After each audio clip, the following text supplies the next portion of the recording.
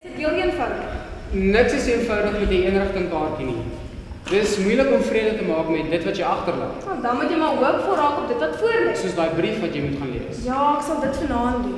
Ons sien verskriklik baie uit daarna, maar dit gaan 'n groot uitdaging wees want ons deelneem teen 2 skole wat laas jaar in aardklop se finaal was. Maar met verandering en alles en 'n positiewe attitude behoort ons bo te kom en aardklop te weer te gaan. Ek moes geleer het om pyn te ervaar in 'n sekere manier wat ek met mense moes praat met kanker om te weet waartoe hulle gaan elke dag en hoe hulle voel tydens geen. Dit was my baie groot uitdaging.